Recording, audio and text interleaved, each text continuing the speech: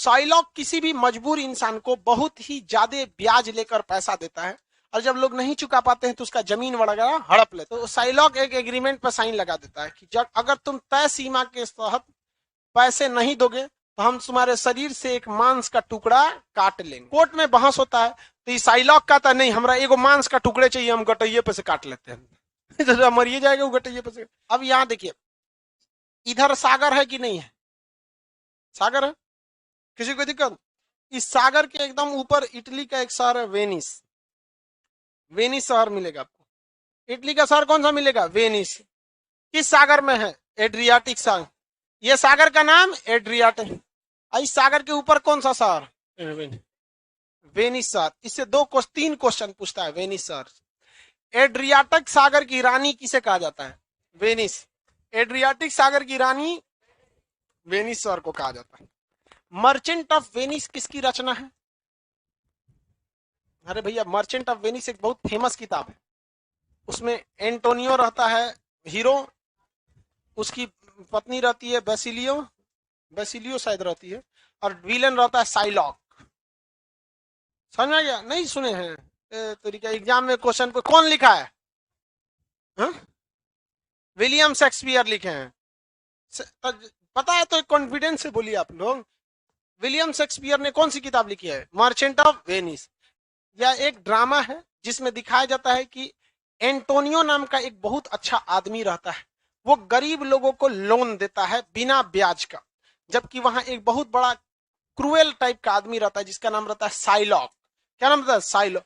Psylocke किसी भी मजबूर इंसान को बहुत ही ज्यादा ब्याज लेकर पैसा देता है और जब लोग नहीं चुका पाते हैं तो उसका जमीन वगैरह हड़प लेता है।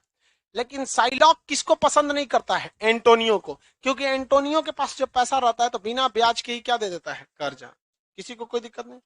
लेकिन इसी बीच एंटोनियो को एक पैसे की जरूरत पड़ जाती है तो किसके पास आता है? साइलॉक के पास, कि भाई हमको कर्जा दे दो। तो साइलॉक देखता है कि हमारा विरोधी है, तो साइलॉक एक एग्रीमेंट पर साइन लगा देता है कि जब अगर तुम तय सीमा के तहत पैसे नहीं दोगे तो हम तुम्हारे शरीर से एक मांस का टुकड़ा काट लेंगे। सोचो, इतना खतरनाक शर्त लगा दिया वहां। और एंटोनियो ले लेता है कर्जा, और इत्तेफाक देखिए कि टाइम पर वो पैसा नहीं दे पाता। समझ में आ गया कि नहीं? तो एंटोनियो की जो प्रेमिका रहती है बेसिलियो ही नाम रहता है, बेसिलियो।